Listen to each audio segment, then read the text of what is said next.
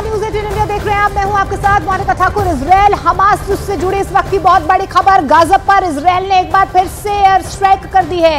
Israel Gaza पर दो तरफा हमला कर रहा है। पहला, गाजा की जमीन पर उसके सैनिक हमास को मिटाने में लगातार जुटे हुए हैं। दूसरी तरफ एयर स्ट्राइक कर हमास के ठिकानों को तबाह करने में इजराइल जुटा हुआ है।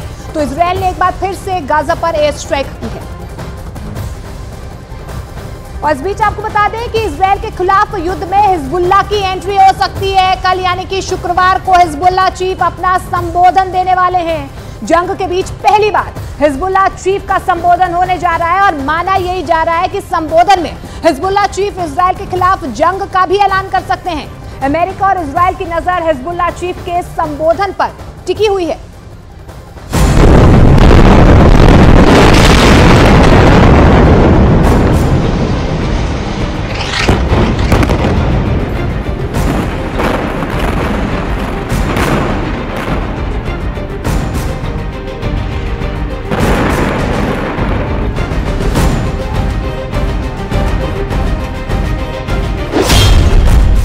युद्ध में ब्लैक फ्राइडे का काउंटडाउन।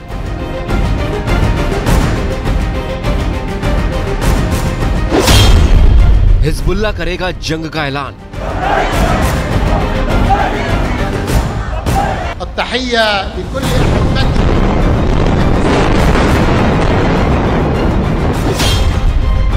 अगले 24 घंटे में बदलेगी युद्ध की पिक्चर।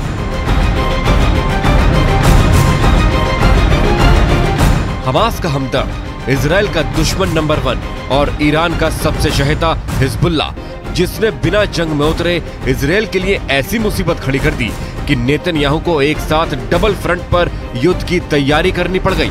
लेकिन अब तक ना तो हिजबुल्लाह इजराइल के खिलाफ जंग में उतरा है और ना ही उसने इजराइल के खिलाफ जंग का ऐलान किया। लेबनान की सीमा से उसने अब तक अपनी ताकत का सिर्फ ट्रेलर भर दिखाया है। लेकिन अब पूरी दुनिया की निगाहें हिजबुल्लाह पर लगी हुई हैं, क्योंकि अगले 24 घंटे में हिजबुल्लाह इजराइल के खिलाफ युद्ध को लेकर बड़ा फैसला करने वाला है। 3 नवंबर को हिजबुल्लाह चीफ हसन नसरुल्लाह का संबोधन होने वाला है। अपने संबोधन के लिए हिजबुल्लाह चीफ ने शुक्रवार का दिन चुना है। इजराइल युद्ध के बीच ये पहली बार हिजबुल्लाह चीफ का संबोधन होने जा रहा है। इसलिए इजराइल के साथ साथ अमेरिका भी हिजबुल्लाह चीफ की तकरीर का इंतजार कर रहा है, ये जानने के लिए कि हिजबुल्लाह चीफ अपने संबोधन में क्या ऐलान कर सकता है।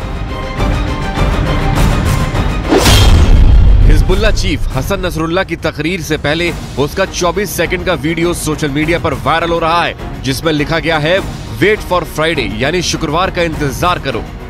जिस लेबनान की जमीन पर हिजबुल्लाह सालों से अपनी जड़ें जमाए हुए है, उस लेबनान से लगते इजराइल के बॉर्डर पर हालात कितने विस्फोटक हैं, पहले जरा वो ग्राउंड रिपोर्ट के जरिए समझ लीजिए। लगातार इजराइल जो दक्षिणी लेबनान के सरहदी इलाके हैं उन पर हमला कर रहा है। अब तक का सबसे बड़ा हमला हम कह सकते हैं। देखिए, पिछले कई दिनों से हम इस इलाकों में रिपोर्टिंग कर रहे हैं, हमको इतना बड़ा हमला अभी तक नहीं दिखा है।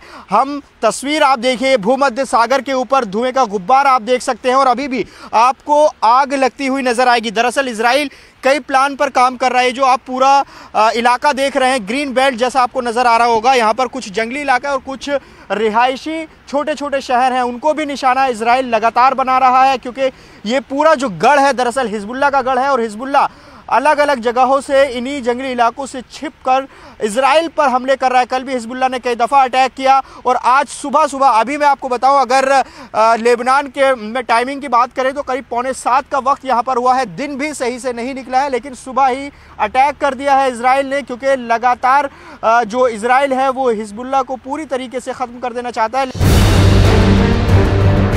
हालांकि सवाल ये भी है कि हिजबुल्लाह को इजराइल के खिलाफ जंग में उतरने में इतना वक्त क्यों लग रहा है, क्योंकि युद्ध के पहले दिन से ही हमास चीख कर हिजबुल्लाह से मदद की गुहार लगाता आ रहा है। लेकिन हिजबुल्लाह इजराइल पर चंद रॉकेट दागकर फिर से शांत बैठ जाता है।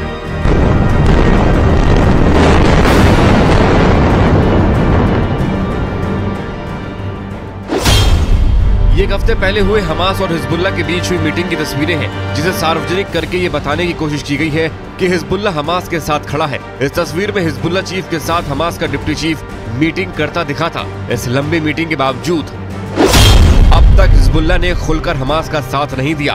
उसने खुलकर अब तक इजराइल पर हमला भी नहीं किया। हिजबुल्लाह अब तक खुद को फिलिस्तीनियों का रक्षक बताता रहा है, लेकिन वो गाजा में जमीनी युद्ध शुरू होने के बाद भी खामोश बैठा है। हालांकि इन सब के पीछे ईरान की भी भूमिका मानी जा रही है, क्योंकि कहा जाता है कि हिजबुल्लाह ईरान के इशारे के लिए एक कदम भी आगे नहीं बढ़ाता। अमेरिका और इजराइल की ओर से दावा किया जा रहा है कि ईरान के इशारे पर ही हमास ने इजराइल पर हमला किया। ईरान के इशारे पर ही हिजबुल्लाह रह रहकर लेबनान बॉर्डर से इजराइल पर रॉकेट दाग रहा है और ईरान के इशारे पर ही यमन का मिलिशिया ग्रुप हूती भी ड्रोन के जरिए इजराइल के खिलाफ मोर्चा खोल रहा है। अगर अमेरिका और इजराइल के दावों में जरा भी सच्चाई है तो ये सीधे सीधे मौके का फायदा उठाने जैसी स्थिति है, क्योंकि अगर अमेरिका इजराइल युद्ध में लंबे वक्त तक उलझता है तो इससे ईरान को ही फायदा होगा। ईरान अच्छी तरह जानता है कि अगर उसने मिलिशिया ग्रुप के जरिए फुल स्केल पर इजराइल के खिलाफ युद्ध शुरू कराया तो इसका खामियाजा उसे भी उठाना पड़ सकता है।